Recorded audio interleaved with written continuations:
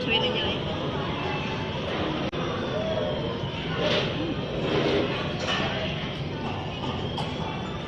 Sausnya ini ya,